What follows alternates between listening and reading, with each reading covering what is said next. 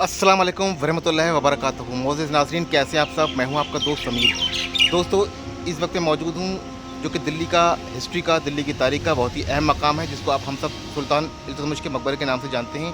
और ये दिल्ली के कुतुब मीनार एरिया में वाक़ है। जो कुतुब मीनार कॉम्प्लेक्स है, ये देख सकते हैं पीछे आपको कुतुब मीनार नज़र आ रही होगी। जी हाँ दोस्तों, ये कुतुब मीनार है।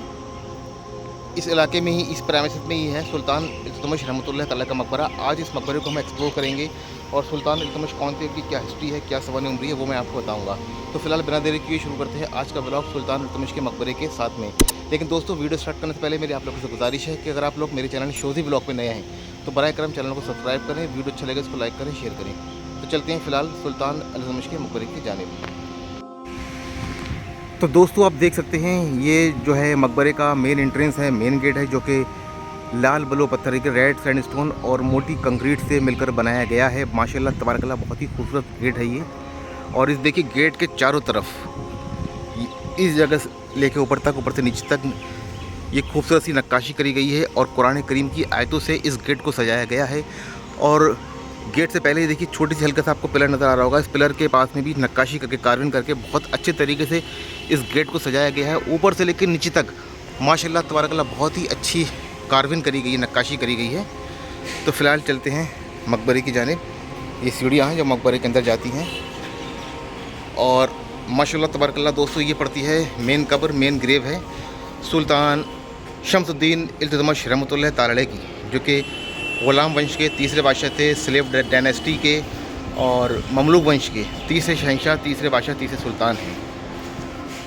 लेकिन मकबरा बहुत शानदार है दोस्तों। ये देखिए पिलरों के ऊपर बहुत ही शानदार कार्विंग का काम करके सजाया गया है। बहुत ही मजबूत पिलर हैं। और जैसे कि मैंने बाहर से आपको दिखाई दी कुरान करीम की आयतें लिखी हुई हैं, वैसे अंदर से भी दोनों तरफ से देखिए कुरान शरीफ की आयतों से इसको सजाया गया है। और हर महराब पर देखिए, अंदर वाली महराबें हैं, ये साइड वाली महराब है वो मेन महराब है, जिसको वाइट संगमरमर से बनाया गया है। उसके बाद में एक और महराब है जिसको भी लाल बलो पत्थर से बनाया गया है। लेकिन इसकी नक्काशी देखिए सबसे अलग आपको देखने को मिलेगी। बहुत ही खूबसूरत है और बहुत ही अट्रैक्टिव है, जो कि दिखने में बहुत ही शानदार लग रही है और इसकी खूबसूरती में और चार चांद लगा रही है। ये देखिए कलमा लिखा हुआ है, ला इलाहा इल्लल्लाह मुहम्मद रसूलुल्लाह। ऐसी बहुत सारी मुख्तलिफ़ कुरान करीम की आयतें से इस मकबरे को सजाया गया है। लेकिन पूरे मकबरे के ऊपर से नीचे तक देखिए कलाम पाक की आयतों को लिखा गया है, जो कि बहुत ही काबिल तारीफ़ है। क्या कारीगरी रही होगी उस ज़माने की। ये देखिए, ये मेन महराब है दोस्तों। आपने हर मकबरे के बाएं जानिब महराब देखी होगी। ये दर्शाता है कि इस जानिब क़िबला है, यानी कि अगर कोई नमाज़ पढ़ने आता था, सॉरी मकबरे की ज़ियारत के लिए आता था, तो यहाँ पर 2 रकात नाफिल नमाज़ पढ़ लिया करता था, या उसकी नमाज़ छूट जाती तो वो लोग भी इधर कर लिया करते थे। ये इंस्ट्रक्शन था कि इस जानिब जो है क़िबला है। और देखिए कितनी शानदार तरीके से वाइट संगमरमर को कटिंग करी गई है और आयतें लिखी गई हैं, सजाया गया है बाकायदा आयतों से, ला इलाहा इल्लल्लाह मुहम्मद रसूलुल्लाह। माशाल्लाह भाई माशाल्लाह, क्या कारीगर रहे होंगे इस ज़माने के दोस्तों। और दीवारें देखिए दोस्तों, अब ये 800-900 साल हो चुके हैं, लेकिन ये इमारत टस से मस नहीं हुई है अभी भी। बट इसका जो ऊपर का गुम्मद है ये उखड़ चुका है, ये टूट चुका है। इसकी जो ऊपर की छतरी थी गुम्मद नुमा, वो उखड़ चुकी है। लेकिन जो मकबरा है वो अभी भी जहाँ के तहाँ है। और अगर बात करें इसकी कब्र की, तो ये कब्र देखिए चौड़े से चबूतरे पर ऊंची कब्र बनाई गई है। नीचे भी देख सकते हैं आप कलाम पाक की आयतें लिखी हुई हैं। और ऊपर देखिए ये, ओ हो कितने अच्छे अंदाज में देखिए कटिंग, खूबसूरती कटिंग करके, नक्काशी करके देखिए डिज़ाइन बनाया गया है कब्रों के चारों तरफ से। ये वाइट संगमरमर है, नीचे आपने रेड स्टोन लिया है इन लोगों ने, और ऊपर वाइट संगमरमर लिया है। ये दोस्तों ये मेन कब्र नहीं है, ये तुरबत है। ये तुरबत यानी कि निशानदेही करने की इस जगह कब्र, मेन जो कब्र है वो इसके नीचे है तहखाने में। ये देखिए तहखाने का जाली है और मैं आपको दिखा देता हूँ। ये जो आपको जाल नज़र आ रहा होगा, ये दरअसल नीचे जाने का रास्ता था, जीना था, जिसको बंद कर दिया गया है। नीचे आपको जीना नज़र आ रहा होगा, ये देखिए, इसके नीचे उतर के जाया करते थे मेन कब्र के पास। जो नीचे की जो मेन कब्र है वो कच्ची कब्र है और ये ऊपर तुरबत बनाई गई है, पक्की कब्र नहीं है, कच्ची कही कब्र है। बहुत से लोगों को एतराज़ होता है कि पक्की कब्र क्यों है, जायज़ नहीं है, वो नहीं है। लेकिन मेन जो कब्र है इनकी नीचे है, कच्ची है बहरहाल। तो दोस्तों बहुत ही शानदार मकबरा है ये उनका। ऐसा मोनूमेंट्स है जो कि दिल्ली में बहुत ही कम लोगों को पता है कि सुल्तान शम्सुद्दीन इल्तुतमिश का मकबरा किस जानिब है और कहाँ पर है। अल्लाह इनके दर्जात को और बुलंदी दे। तो दोस्तों अगर बात करें सुल्तान इल्तुतमिश रहमतुल्लाह तआला के मकबरे की, तो ये मकबरा दिल्ली के महरौली इलाके में कुतुब मीनार कॉम्प्लेक्स में वाक़ है। और सुल्तान इल्तुतमिश जो थे ग़ुलाम वंश के, ममलूक वंश के, स्लेव डायनेस्टी के तीसरे शासक थे, तीसरे सुल्तान थे। जब 1192 ईस्वी में दिल्ली सल्तनत में तराइन की लड़ाई हुई थी, उस लड़ाई में सुल्तान शहाबुद्दीन मोहम्मद गौरी ने पृथ्वीराज चौहान को शिकस्त दी थी और हिंदुस्तान में इब्तिदा होती है इस्लामी हुकूमत की।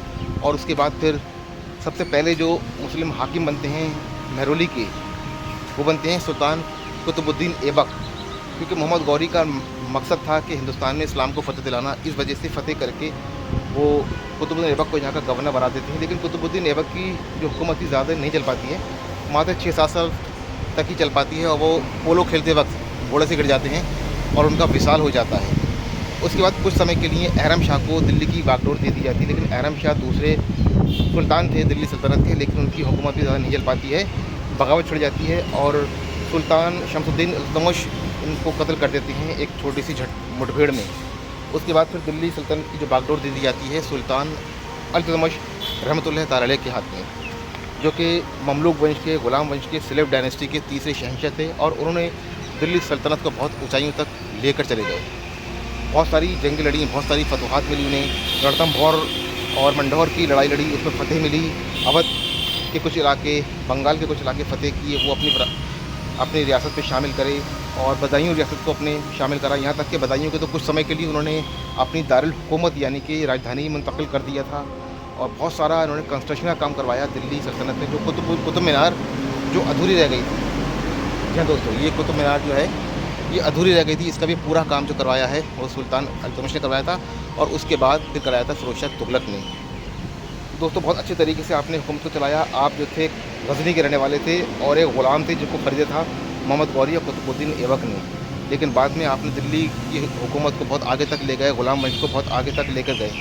जो आपका दौर हुकूमत था वो तकरीबन 1208 या 1209 ईस्वी से लेकर 1235 तक चला है, क्योंकि 1235 ईस्वी में सुल्तान इल्तुतमिश रहमतुल्लाह तआला का विसाल हो जाता है और फिर आप जो है अपनी जो बेटी थी रज़िया, उसको गद्दी का वारिस बनाकर चले जाते हैं, रज़िया सुल्तान।